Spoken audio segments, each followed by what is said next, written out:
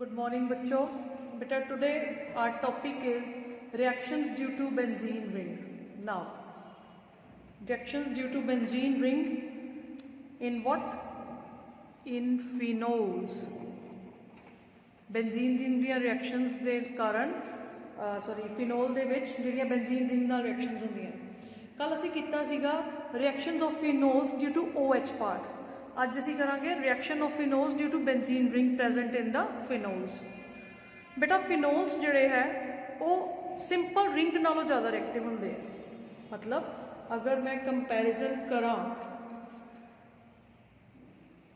phenol and benzene ring ਦਾ तो ज़्यादा reactive कौन होंगे?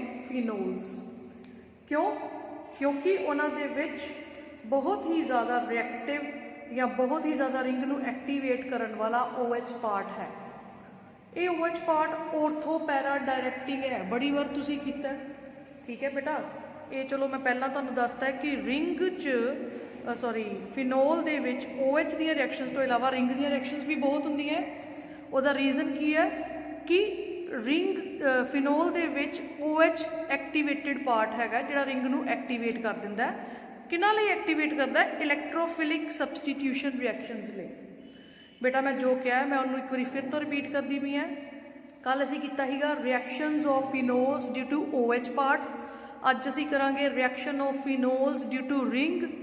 और मैं एक गल इहदे च ऐड की है कि बेंजीन रिंग नालों फिनोल्स ज़्यादा एक्टिव ने, क्योंकि बेंजीन रिंग सिंपल रिंग है लेकिन फिनोल्स दे विच OH पार्ट है जिहड़ा कि रिंग नू एक्टिवेट करता है टुवर्ड्स इलैक्ट्रोफिलिक सबसटीट्यूशन रिएक्शन. किस तरह एक्टिवेट करता है उसनू डिटेल च पढ़ांगे. लेट अस से मेरे को एक फिनोल है. बहुत बार किया बेटा ये, फिर तो करन लगे. OH 4 इलैक्ट्रॉन्स है देखो. सी इन्हें 2 इलैक्ट्रॉन्स इत्थे डोनेट किए. की बन गया? और अगर इत्थे डबल बॉन्ड आएगा आ टुट के इत्थे इलैक्ट्रॉन दे देगा. इत्थे डबल बॉन्ड आ गया OH 1 2 नाल प्लस चार्ज आ गया. ये इलैक्ट्रॉन्स इत्थे आ गए नाल नैगेटिव चार्ज आ गया. ठीक है. आ इलैक्ट्रॉन्स ने इत्थे बॉन्ड बनाना है, टुट के इत्थे आ जाएंगे. सी इत्थे डबल बॉन्ड इत्थे डबल बॉन्ड इत्थे इलैक्ट्रॉन्स आ गए नाल प्लस चार्ज आ गया. नाउ नैक्सट आ इलैक्ट्रॉन्स ने इत्थे बॉन्ड बनाना है, टुट के इत्थे इलैक्ट्रॉन ड्रॉप कर देंगे. साडे को की आ गया? इत्थे डबल बॉन्ड इत्थे इलैक्ट्रॉन्स इत्थे double bond OH 2 electrons positive charge. And finally इन्होंने इत्थे बॉन्ड बनाता और यह टुट के द्वारा इत्थे चले गए. ठीक है. और साढ़े को सिंगल बॉन्ड OH 4 इलैक्ट्रॉन्स. हुण तुसीं देखो इस स्ट्रक्चर नंबर 1 है. स्ट्रक्चर नंबर 2 च ऑर्थो पोजीशन ते नैगेटिव चार्ज है. स्ट्रक्चर नंबर 3 च पैरा पोजीशन ते नैगेटिव चार्ज है. स्ट्रक्चर नंबर 4 च फिर ऑर्थो ते नैगेटिव चार्ज है. अगर कोई इलैक्ट्रॉन लविंग आएगा तो वह ऑर्थो पैरा ते अटैक कर सकता है. उन्हें क्यों अटैक हो रहा है? Due to presence of this OH part. So असी कह सकते हैं phenols due to presence of OH is more activated and the electrophilic reactions take place and at what position? Ortho para position. Clear? Now see reactions बेटा ring च OH की presence होने नाल कुछ रिएक्शंस होंगियां इलैक्ट्रोफिलिक सबस्टिट्यूशन रिएक्शन. तो first one is bromination. अगर मैंने ब्रोमीन के साथ फिनोल को रिएक्ट करवा दिया तो क्योंकि ये ऑर्थो पैरा डायरेक्टिंग है तो 2 4 6 पोजीशन पे ब्रोमीन लग गया. अगर मैं यही रिएक्शन कंट्रोल्ड कंडीशंस में कम करवाऊँ, कोई रिएजेंट यूज़ कर लूँ CS2 या CCl4 लो टेम्परेचर पे, तो ऑर्थो पैरा मिक्स एक ही प्रोडक्ट में नहीं आएंगे, अलग अलग बनेंगे. या ऑर्थो सब्सटीट्यूटेड बनेगा 2 ब्रोमोफिनोल या ऑर्थो ब्रोमोफिनोल या पैरा सब्सटीट्यूटेड बनेगा. क्लियर? सो बेटा ये ध्यान रखना कि ब्रोमिनेशन अगर आप करवाओगे, हेलोजिनेशन कराओगे, इस OH के कारण ऑर्थो और पैरा पे सब्सटीट्यूशन होगी. डायरेक्ट करवाओगे तो ट्राई सब्सटीट्यूटेड प्रोडक्ट बन जाएगा, 3 जगह में ब्रोमीन लग गया. अगर कंडीशंस में करवाओगे जैसे ब्रोमीन को CS2 या CCl4 की प्रेजेंस में करवाया कम टेम्परेचर पे, तो यहाँ ऑर्थो बनेगा या पैरा सब्सटीट्यूटेड बनेगा. अब बेटा अगर आपको याद हो, अगर आप एल्कोहल्स की हेलोजिनेशन करते थे, ROH की हेलोजिनेशन करते थे, मान लो क्लोरीन लगा दिया, तो आपको कोई हेलोजन कैरियर लगाना पड़ता था. This was halogen carrier. अगर आपको याद हो तो अल्कोहल्स में आपने ये किया। इसका क्या काम था? इलेक्ट्रोफाइल को जनरेट करना। FeCl3 क्या करता था? क्लोरीन के साथ रिएक्ट करके FeCl4 negative plus Cl positive chloronium ion बना देता था। एक Cl अपने इलेक्ट्रॉन लेके इसके पास आ गया क्योंकि ये लुईस एसिड है और एक Cl पॉजिटिव बन गया। अब ये इस अल्कोहल पे अटैक करेगा तो हमारे पास क्या आता था? ROH प्लस Cl पॉजिटिव, तो ये RCl बनता था। मतलब इस सारी रिएक्शन में ये क्या था? Halogen carrier. लेकिन ये क्या है? अल्कोहल। अगर मैं यही रिएक्शन फिनोल्स के साथ करवाऊं, ध्यान से देखना, ये अगर यही रिएक्शन मैं फिनोल्स के साथ करवाऊं COH, इसके पास 2 इलेक्ट्रॉन्स पहले ही हैं, तो मुझे कोई भी हैलोजन कैरियर लेने की जरूरत नहीं है। क्यों नहीं है? देखो, ये इलेक्ट्रॉन्स ने यहाँ पे डबल बॉन्ड बनाया, ये इलेक्ट्रॉन्स ने इस Br पे अटैक किया, इसको इलेक्ट्रॉन्स की जरूरत अब नहीं है, तो ये बॉन्ड के इलेक्ट्रॉन ये लेके बाहर निकल जाएगा। मेरे को ब्रोमीन पॉजिटिव बनाने के लिए किसी भी हैलोजन कैरियर की जरूरत नहीं पड़ी। क्यों नहीं पड़ी? क्योंकि रिंग के पास खुद के इलेक्ट्रॉन है, तो वो Br पॉजिटिव को खुद ही अपने इलेक्ट्रॉन्स देके Br पॉजिटिव जनरेट करवा लेगा। तो मेरे पास क्या आ जाएगा? देखो, ये डबल बॉन्ड हो गया, 2 इलेक्ट्रॉन हो गए, पॉजिटिव चार्ज हो गया। यहाँ पे ये था, ये बॉन्ड टूट के Br के साथ लग चुका है। और देखो, हर कार्बन के पास एक एक हाइड्रोजन है। अगर वैलेंसी देखो, इसके 1 2 3 4, इसके पास तो हाइड्रोजन नहीं होगा क्योंकि इसके पास ऑक्सीजन है।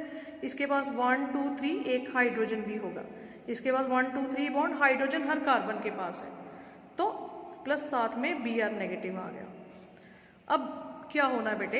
ये हाइड्रोजन क्या करेगा? अपने इलेक्ट्रॉन्स फिर यहाँ पे देके ब्रोमोफिनोल बना देगा और खुद बाहर चला जाएगा। और ये इलेक्ट्रॉन्स वापस यहाँ पे आ जाएंगे, ठीक है, और Br लग गया, प्लस H पॉजिटिव बाहर चला गया। कहने की बात है, पहले ये बॉन्ड ने यहाँ पे अटैक किया, Br आ गया, और फिर यहाँ पे बॉन्ड बनाने के लिए यहाँ पे जो H था उसने अपने इलेक्ट्रॉन देके H पॉजिटिव बाहर चला गया। तो मेन बात समझने वाली है कि we don't need any halogen carrier in halogenation of phenols, लेकिन जब अल्कोहल्स की करेंगे तो हमें हैलोजन कैरियर की ज़रूरत पड़ेगी। ये ध्यान से समझना। ये जो मैंने आपको करवाया है, ये आपको ये रिएक्शन मिल जाएगी बुक पे। आगे देखिए, नाइट्रेशन। अगर मैं फिनोल्स को नाइट्रिक एसिड के साथ रिएक्ट करवाऊँ HNO3, तो HNO3 का OH नेगेटिव अलग, NO2 अलग। OH नेगेटिव यहाँ से H लेके वाटर बन के बाहर निकल जाएगा, ऑर्थो पैरा पोजीशन पे हमारा नाइट्रो ग्रुप लग जाएगा, ठीक है। अब एक बात बड़ी इंटरेस्टिंग है, 2 प्रोडक्ट बन गए, इनको मैंने सेपरेट करना है। ये कम बनेगा ड्यू टू स्टेरिक हिंड्रेंस। अगर तो आपसे कोई पूछे कि भाई ऑर्थो और पैरा में कम कौन सा बनेगा, तो हम करेंगे पैरा ज्यादा बनेगा, ऑर्थो कम बनेगा, क्योंकि यहाँ पे स्टेरिक हिंड्रेंस है, 2 ग्रुप्स एक साथ हैं, एक दूसरे को रिपेल करेंगे तो स्टेबिलिटी ज्यादा इसकी है। लेकिन अगर मैंने इन दोनों को सेपरेट करना तो मैं कैसे सेपरेट करूंगी? अब ध्यान से देखना। लेट अस सी, मेरे पास ये ऑर्थो सब्स्टिट्यूटेड है, N single bond O negative double bond O। इसमें कौन सी हाइड्रोजन बॉन्डिंग हो गई? इस O और इस H में अपने आप में होगी इंट्रामोलिक्यूलर, ठीक है। लेकिन पैरा में ये केस नहीं होगा, it is not the case in para. See, para में क्या होगा? OH, ये मैं ऐसे डबल बॉन्ड बना देती हूँ, N double bond O single bond O negative, HO, ये वाला और ये वाले H में हो जाएगी हाइड्रोजन बॉन्डिंग, ठीक है। अगला ग्रुप देखो, समझ आई बात सबको? अगला ग्रुप देखो, ये अगले HO के साथ हो जाएगी,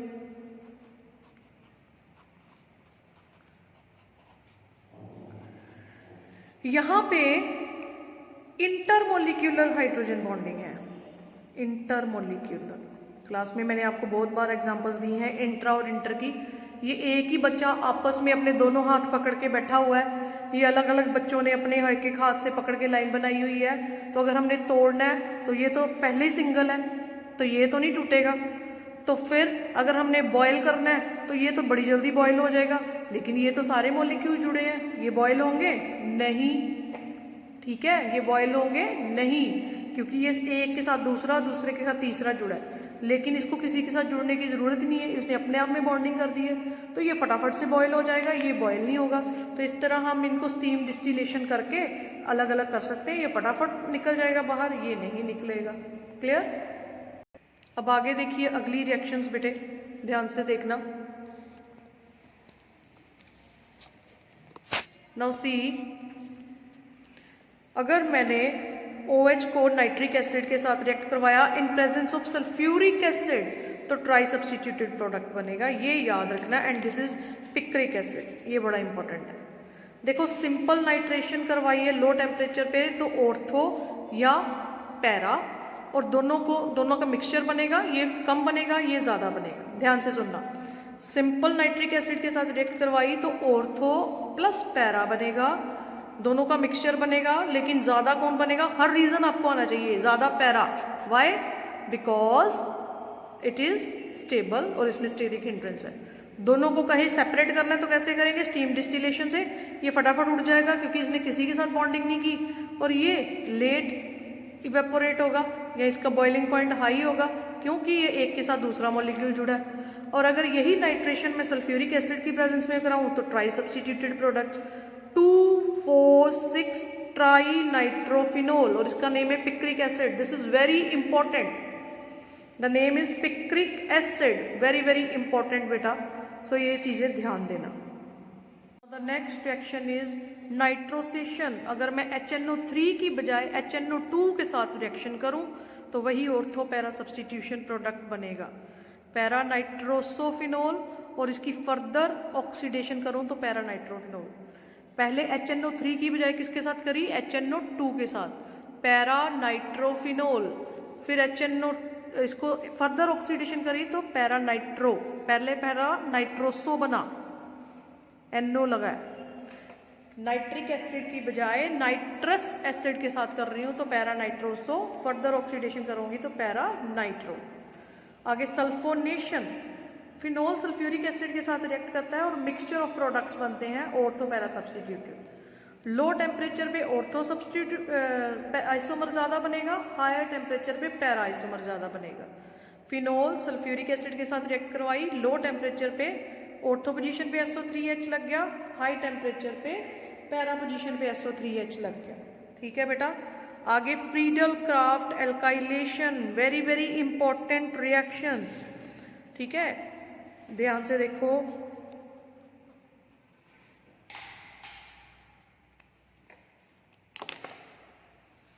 फ्रीडल क्राफ्ट एल्काइलेशन, फिनोल को CH3Cl के साथ रिएक्ट करवाऊं in the presence of AlCl3 तो क्या बनेगा? पैरा पे CH3 प्लस ऑर्थो पे CH3, H निकला Cl के साथ जुड़ा, HCl, या यहाँ से H निकला Cl के साथ जुड़ा। Now what is this? Cresol, इसका कॉमन नेम क्रिसोल है अगर आपको याद होगा। ठीक है बेटा। So this is Friedel craft alkylation. ठीक है, और बहुत ही इंपॉर्टेंट रिएक्शन है, सो ध्यान से करोगे सारे बच्चे इसको। The next reaction is also very important, special reactions of phenol. ठीक है, बहुत इंपॉर्टेंट है। चलो ये मैं आपको कल करवा दूंगी। रीमर टीमर रिएक्शन करेंगे हम, कोलवेज रिएक्शन करेंगे, ठीक है, स्पेशल रिएक्शंस करेंगे, ये कल करेंगे। Good luck for today.